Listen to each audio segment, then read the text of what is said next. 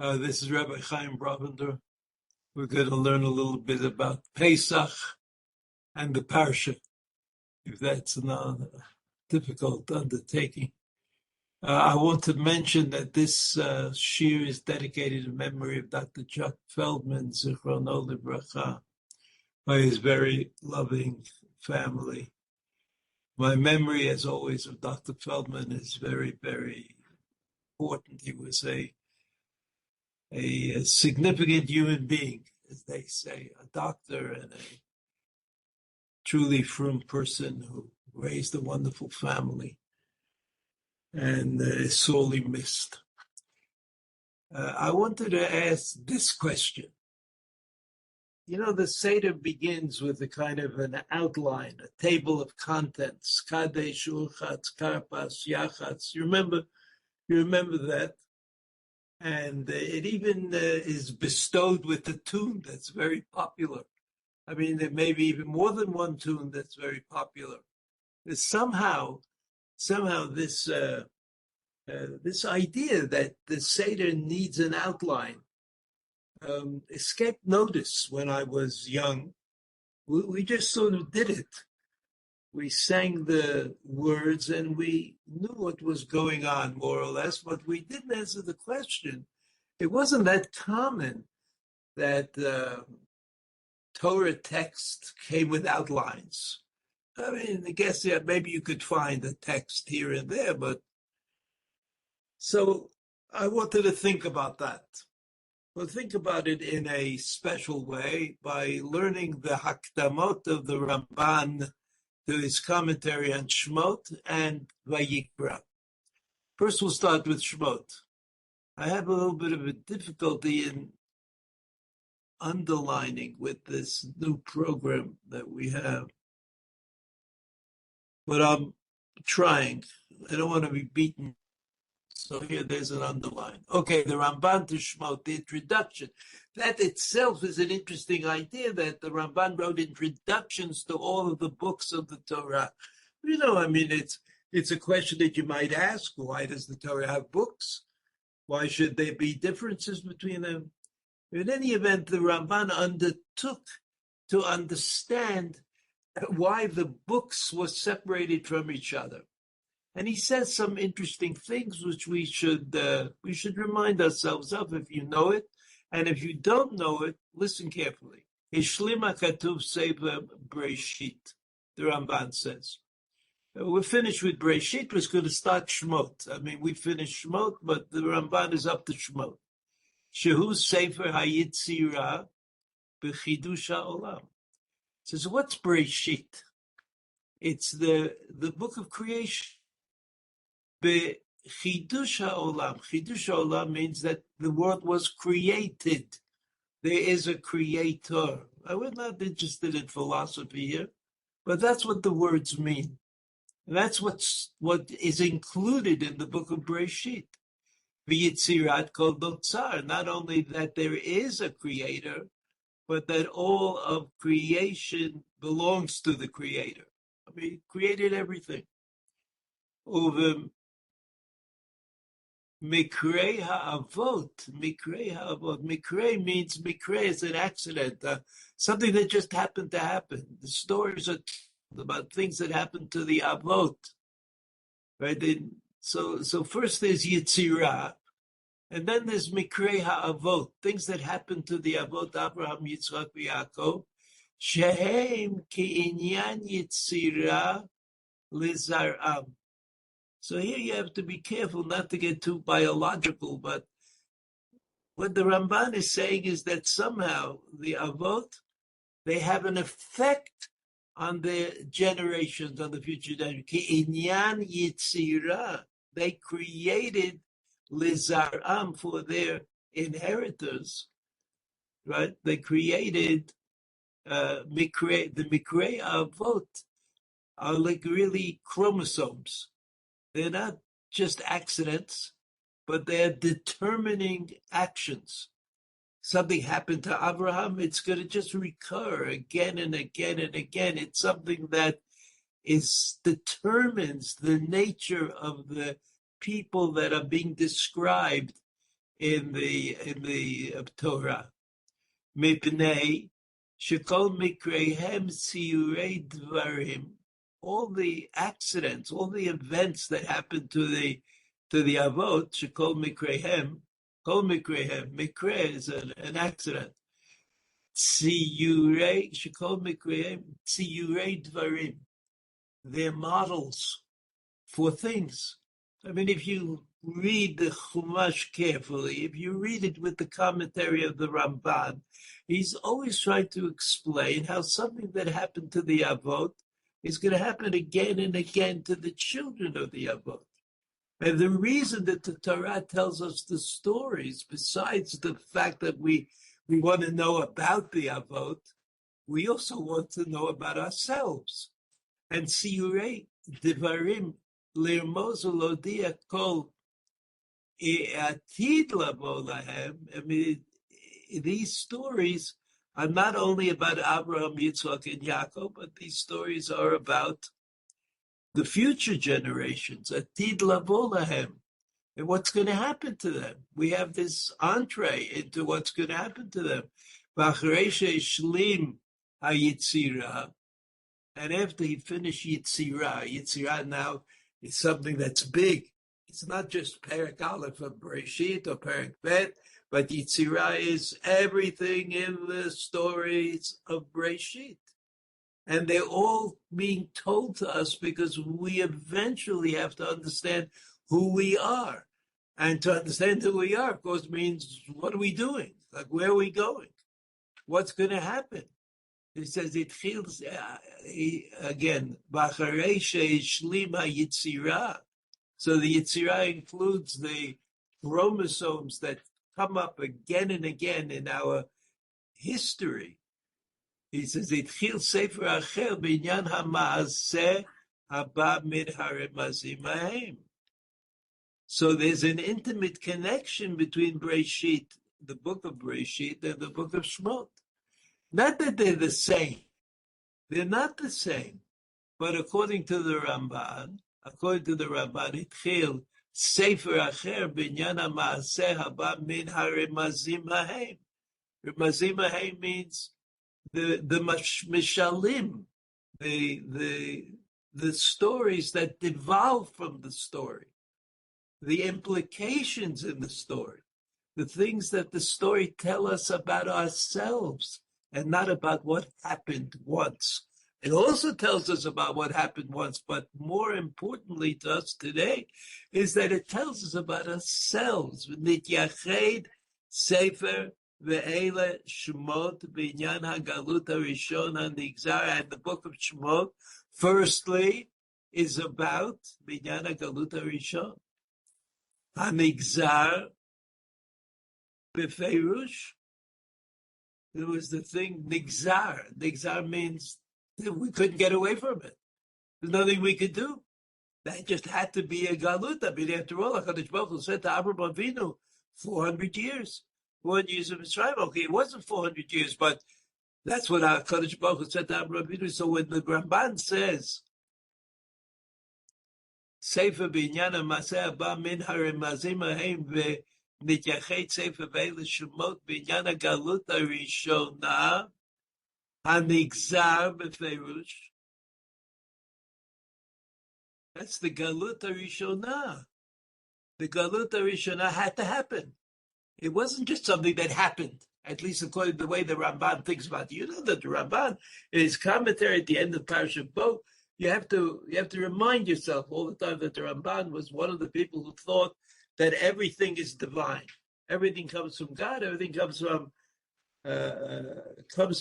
the divine plan. So that's what he means. So just as the galut is designated, the gula mimenu seems to be like a necessary consequence. You can't have galut. You could have galut if there's gula mimenu. ולכן חזר והתחיל בשמות יורדי מצרים. That's why the Torah in the beginning of Shemot, the beginning of Parshat Shemot, tells us the names of the people who went out to Mitzrayim, because It's connected intimately with the list of names at the end of the Sefer Bereshit. It all creates like a necessary step in the history of creation. It had to happen. He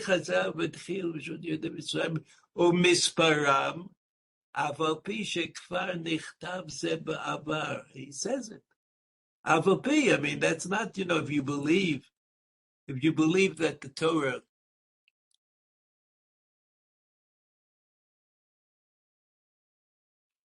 if you believe that the Torah should be a book of chidushim, like it doesn't give you information that is unnecessary, unreasonable, uninformative. So why do we need the list of names at the end of the book of Bereshit, at the beginning of the book of Shemot? So the Ramban says to say that these were unnecessary. It was necessary that the creation of the world was the creation of Galut and Geula. The creation of the world is creation of Galut because whatever the reason, I guess because we couldn't make it the way we were. We had to be reshaped a little bit. I mean, it's true that on some level we were chosen, but it's also true that we were not appropriate. We were not really appropriate. We were perhaps more appropriate than others, but we were not as appropriate as we might. חזר והתחיל בשמות יהודי מצרים ומספרם, אף על פי שכבר נכתב זה בעבור, כי ירידתם שם הוא ראשית הגלות, כי מאז הוא חל, והנה הגלות אינה נשלם עד יום שובם אל מקומם. So here the Ramban is explaining to us that the books of the Torah are really a program, a divine program, to create a nation that would be appropriate. And that this was not an easy thing. Even for heaven, it was not an easy thing because we successfully, starting from Adam and Chava, messed things up. And in order to unmess it a little bit, there was a tikkun. And that tikkun is what we know as Galut and Geula. It was costly. Galut is not easy. And Geula is also not easy, apparently. But the Galut and the Geula were a necessary part of the program of creation. Creation was going to be justified by the people who are willing to accept the Torah and to live by it. And that would create, and they would be able to create a space in the world that would be designated as God's place. And that's what the Ramban is saying here. He says, Kshiyatsumi Mitzrayim, I missed the line, I think. Ki me'et uchal, v'hinei, hinei hagalut, hinei hagalut, eino nishlam, ad yom shuvam el mikomam, vel male avotam. And so he says, why is it that you need the story of Abraham, Yitzchak, and Yaakov? Why can't you start from Galut and Geula? Remember the Haggadah. One of the stories that is told in the Haggadah is Avadei Ma'yidu B'Paro Mitzrayim. That's how the story starts. And what is the Ramban saying? The Ramban says the Geula. I mean, if you know that there has to be Geula, it's reasonable to ask, how do you know that Geula has taken place? I mean, we've had a lot of ups and downs in our history. This is Hinei Galut, Einenu Nishlam, Ad Yom Shuvam El Mekomom Ve'Umalat Avotam. So you need those stories. The stories of Abraham, Yitzchak, and Yaakov are not only the stories of where we came from, but they are also the stories of where we are going to. El Mekomam. Ve'el ma'alat avotam, yashuvu. That's what Geula is. Geula is going back to the beginning, back to the way we started, right? For those of you who remember such things, anti-Welthausen, who כשיצאו ממצרים, כשיצאו ממצרים, אף על פי שיצאו מבית עבדים, even though they left the house of slavery, עדיין חשבו גולים, היו בארץ לא להם נבוכים במדבר, says they were still in exile, because exile means נבוכים במדבר, they were lost in the desert, and היו בארץ לא להם, and they had not yet arrived at Eretz Canaan. So as long as they were wandering around, they were still in Galut. So Galut again, you could be in Galut even in New Jersey. כשבאו אל הר סיני ועשו המשכן, again, when they came to Har Sinai, he sort of like goes through it slowly because he doesn't want to mention the fact that we managed to mess up Har Sinai as well. ועשו המשכן, the Mishkan was built. The first thing that Moshe Rabbeinu told Bnei Yisrael when he came down from the mountain with the Luchot HaBrit, they were etched in divine hand. They were written by the divine. And Moshe Rabbeinu had prepared the Luchot the second time. And that's also something worth thinking about. So Moshe Rabbeinu came down from Har Sinai and he said, you have to build the Mishkan. That's what he said. Let's build the Mishkan. And they built the Mishkan, and then they were able to recreate in some manner or other the experience of Har Sinai through the Mishkan. Az shavu el malat avotam sheyasod eloka al aleihem. Just as with Abraham and Sarah, and the cloud of God's presence was on their tents. So the same thing was true. In other words, again, it's a proof, it's an indication that according to the Ramban, where are we going? We're going to where we came from. That's what going means. Going means you know where you're going. You have to know something about what you're going. You have to know that if you build the Beit HaMikdash, you'll be able to live a special kind of life. Shebao el Har Sinai v'asu hamishkan, v'shav HaKadosh Baruch Hu v'yishra shchinato b'yimei. Okay, the Ramban skips in this line a few unfavorable stories, but the idea that Har Sinai was an experience that could be redone, replayed. I remind you of the Sipur Yitzias Mitzrayim, how everybody can become part of it. You can take it over. What you have to just think is that's where we're going. Not just that that's where we came from. If we came from it, okay, it's a story. There are plenty of stories in the world that don't mean that much to me. But if I know that I'm going back to where I came from, then suddenly the stories change. Avram, Yitzchak, and Yaakov are different. The children, Yosef and Moshe, they're all different suddenly because they're part of where I'm going to, not just part of where I'm coming from. A further point, at the end of his Perush on the Chumash, at the end of Devarim, the Ramban says, why did the Torah tell us about Gan Eden? I mean, there's no Gan Eden. Whatever happened? Why do I have to know why there's no Gan Eden? You could just skip that part and start from Adam and Chava having other difficulties. But what do I have to know about Gan Eden? The Ramban says, because that's where we're going. That's where we're going. And that's what makes the story. And in order to have that story, you have to have an outline. In order to have an outline, you have to say Kadesh Uchatz Karpas Yachatz. And that's what you're saying at the very beginning. When you tell the story of Yetziat Mitzrayim, you say, but I know that there's an end to the story.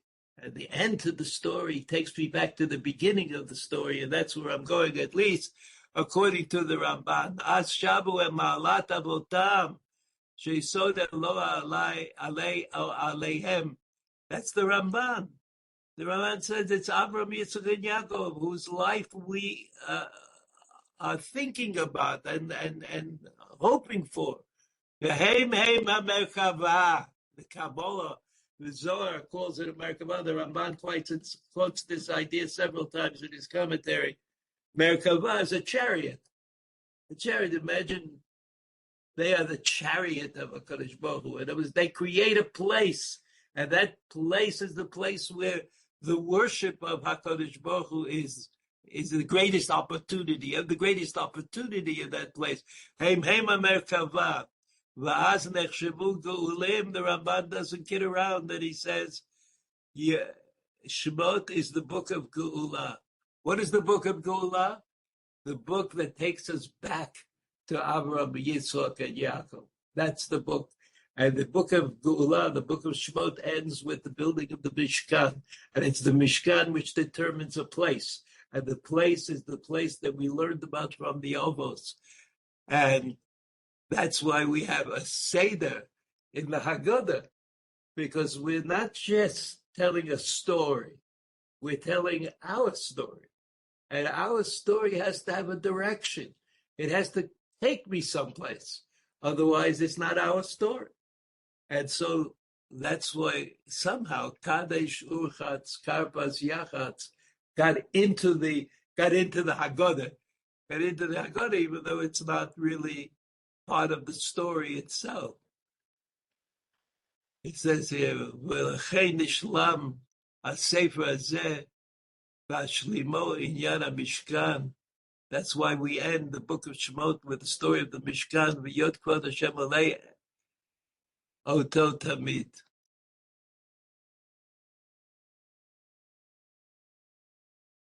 Okay, I just want to make one more point, and we'll see it in the introduction of the Ramban to the book of Vayikra.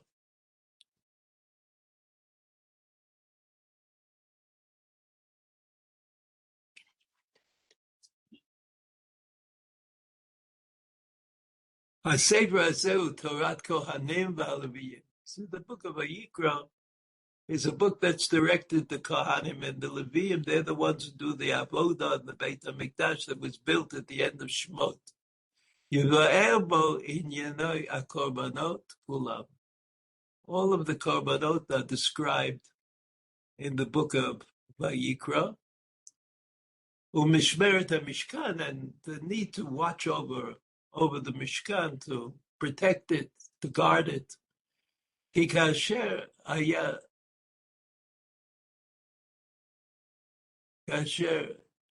sefer echad binyan galut v'geula.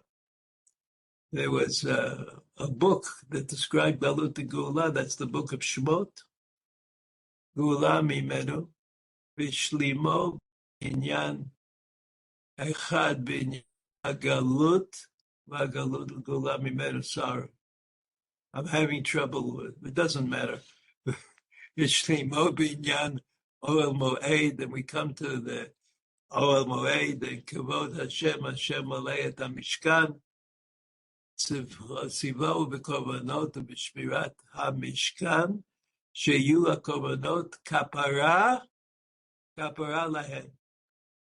Okay, the Ramban goes on to explain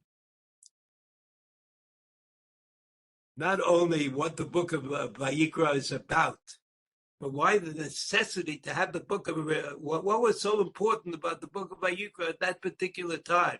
Couldn't they wait till they got to Eretz Yisrael? Couldn't they wait till they would be, then they would, I mean, they lived in a different kind of world in the desert, as the Ramban himself pointed out. But why do we need to know about all the korbanot right now, even though we might not bring all of them? Because the Ramban says,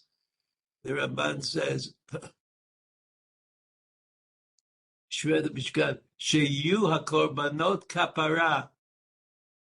They still needed this idea of kapara, atonement lehem v'lo yigmeru ha'avonot l'salek hashchina v'tziva b'kohanim hanigashim el Hashem sheyitkadeshu v'shezahir al tum'at mikdash.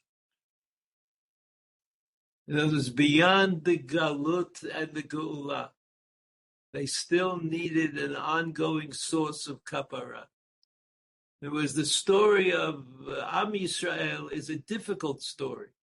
It's not a story that's easily understood. It's a story of Ratzova Shov, as the Kabbalists say, coming closer to and then turning around and going further away from.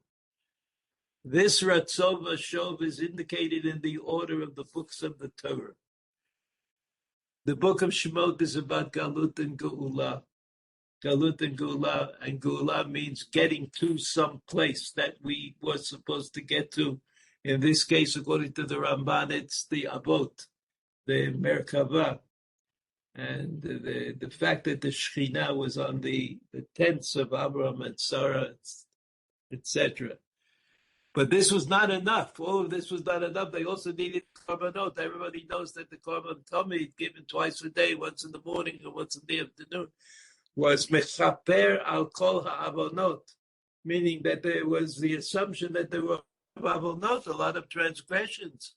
So that the book of Vayikra is not only the way to act when you go to the Mishkan to bring a korban, but it's about the necessity of the korbanot having offered to Bnei Yisrael the Oel Moed. So we could say that somebody thought that the Haggadah should have a Seder. And the Seder in the Haggadah indicates that there's a purposefulness. And that purposefulness is clearly stated in the table of contents of the Haggadah, which reflects the position of the Ramban about the Chamisha Chumshei Torah. Chag Kosher Sameach to all of you. Chag Sameach, Shabbat Shalom, all the best. We'll see you after Pesach.